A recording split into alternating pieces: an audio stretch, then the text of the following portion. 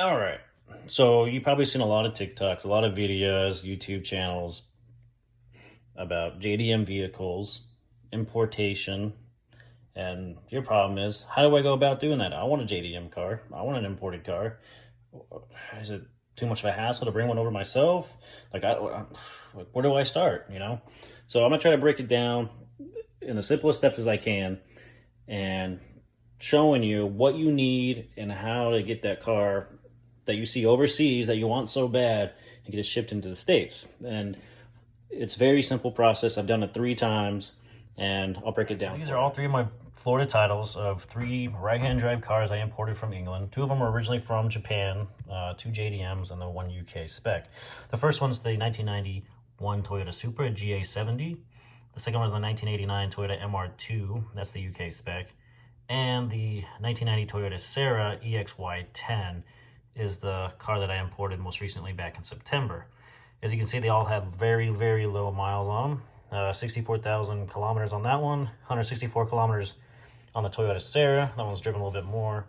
And that one, the Supra, has 58,000 kilometers as well. The Supra I paid $3,600 for, MR2 $4,500, and the 1990 Toyota Serra $42,000 on that one, with extremely low miles for being 30 years old. But you might be thinking, wow, you get those cars dirt cheap with super low miles. Well, I also had to factor in my own shipping. I had to pay out of pocket since I didn't go through the military, even though I was in the military at the time and didn't go that route, since I was already stateside at the time when I got them.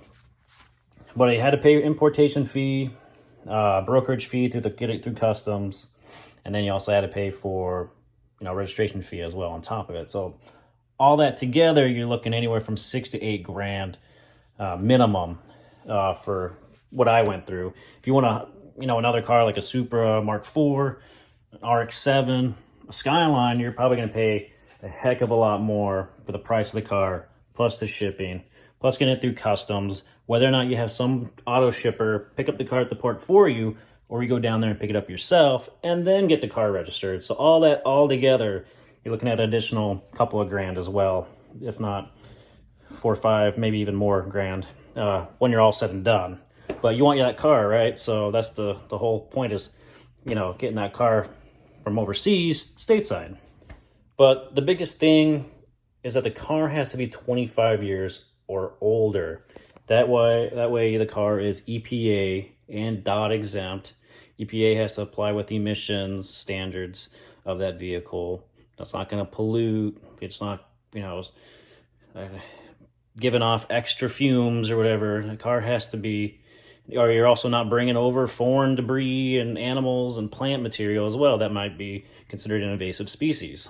DOT exempt also means that the car has to be DOT complied with, meaning that it has to be up to safety standards. If it's not, your car's not coming in. So if the car's over 25 years, you don't have to abide by EPA or the DOT. This is an EPA form that you can get online that the broker will give you as you bring the car in, as it gets closer to port. So these are some of the exceptions, I guess you'd say, when it comes to EPA. And there's different codes that you'll check mark and fill out, and you'll send to the brokerage through custom. It's an EPA form 3520. Most of the cars here will give you a description, or at least for the codes, and explain why your car should be EPA exempt. All right, so for the EPA documentation, I think I remember selecting code E, vehicles at least 21 years old and in original unmodified configuration is either exempted or excluded from EPA emission requirements depending on age. So you check mark code E, since that's what your car would fit under. Then on top of that, you also need your DOT paperwork to go with it as well from the National Highway Traffic Safety Administration. And this is going to be your form HS-7. And this also has a checkbox.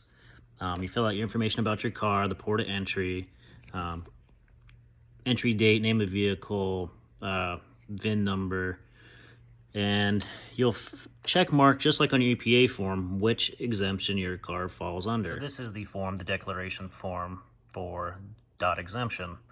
And This is the paperwork here. You can get this off the National Highway Traffic Safety Administration website. And yours would fit under number 1. The vehicle is 25 or more years old, or the equipment item was manufactured on a date with no applicable federal motor vehicle safety standard or theft standard was in effect. So you would check mark number 1, and that would clarify that your car is over 25 years old for the DOT exemption, and you got the EPA figured out and completed as well. So those are the 2 main documents you really need and as a way to start to import your vehicle. Also another form that you also need, and you need a power of attorney form filled out as well. A broker that works at Customs will send you all these forms that you fill out and you send back to them once the car reaches the port. The next form, like I said, is going to be the power of attorney. So depending on the broker that you go to, might have a different power of attorney form that you fill out. They're all very much the same, just saying, hey, once your car gets to port, we're going to take ownership of it, make sure it gets through port until it's been finalized, and you can come down and pick it up. This is one I filled out, I think for the 89 MR2. So here's the Customs power of attorney form they sent me. They'll ask for your social security number, phone number, and your address, and then at the bottom, you'll go ahead and sign it on the back side and date it. 2019, yep, so that was the MR2 that I imported. And this is all the custom information stuff down there, just telling you they're taking power of attorney. And this was the company that was bringing it through for me, was the Pride International. Right. So those are the 3 main forms you need in order to get it out of the port. Once it ships to the port, let's say Jacksonville Port, it's JAX port for the code. And a broker will come out and reach you when the Freightliner that's shipping your car to that port gets close, and they'll reach out to you saying, hey, these documentation and these papers need to be filled out, send it back to us. Also en route, you'll also receive a lading document. So when the person who's shipping your car, let's say from England, fills out their paperwork, they'll get a lading document saying this is your car, it's on the ship, and this is how much it weighs, the VIN number, and the Freightliner, and they'll give you maybe an estimated date when it's going to arrive into the port. So this one here is the lading document I got when I shipped the MR2. Right there it says the vessel flight, Dignity Ace. It's leaving Southampton, it's arriving to Jacksonville, and the final destination is where I live, is in Fort Walton Beach. It tells the car that I have, the year, and the VIN number, and the color, the weight, and pretty much every information I need, and what terminal it's going to as well, and what time to go pick it up once it arrives after it's cleared through customs. Freight Forwarder First Mover International Limited is the people that were in charge of getting the vehicle on the ship, and that is the Freightliner that usually most cars are shipped on, is the Autoliners. So that is one of the main ones that I've used 3 times in a row now, and that's the one that's most likely going to ship your car. So this is the lading document saying that, hey, your vehicle's on the ship and it's going to be shipped on over. So you'll get your lading document, you'll have your EPA document sent to you, your DOT document sent to you, and your power of attorney. There's 4 forms right there that you'll have in your possession, and you'll keep track of those. I'd also make copies to bring down to the DMV just in case they may ask for them. So while your vehicle is finally en route, you can send off a bill of sale to the individual that you're buying the car from, because the DMV is going to ask for it. And I went to whatever state I'm from Florida right now, and I went to their website and asked for a printout for a bill of sale, and I sent it off to the individual, the private individual that was selling the car, and had him fill it out, and I also had him fill out the V5 registration. All right, so here's a copy of my V5 registration, but the DMV made a copy for me since they took the original. Spilled a little coffee on it, but this is what it is. And it has the information about the car and everything that a registration would have on it. And then it has all my information on it here, as well as the individual signing it at the bottom without this bottom portion for the transfer of sale. And then other more information up here has my address and stuff on it. But this is the V5C that you would get from the individual when you purchase the vehicle.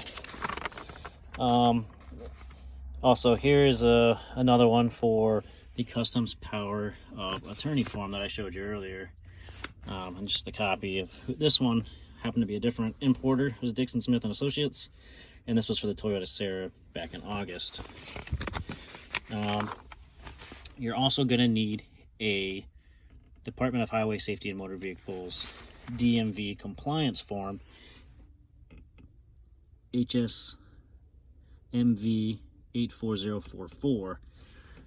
So once the car gets into the port and it's cleared through customs, you have to bring it over to a vehicle compliance. The one I had to go to was out in Pensacola, and it's pretty much doing a VIN and odometer check with the vehicle. This one is a 1990 Toyota Sierra EXY10, imported from England, or exported, imported to the US. It's in kilometers. They write the odometer amount on there, and the VIN number was on the firewall. And then he wrote PCS from England, since I was in the military at the time. And check mark that off, and that's another form that you need to bring to the DMV as another required documentation. You'll need from the state that you're importing the vehicle from is a bill of sale. I just printed one off the Florida website, printed it off, and I sent that in an email to the private seller, who then sent it back. But you gotta be aware that the DMV wants a wet signature. Signs the bottom of the certification at the bottom. They will have to have a wet signature on it. They will not take a photocopied or an email or digital copy at all. They need a wet signature verifying that this person in fact signed this bill of sale. Because I was in the military still at the time I purchased this vehicle, they also asked for a copy of my orders verifying that I am currently not a resident of Florida, but I am registering the car in Florida. It's a way to kind of save a little extra money.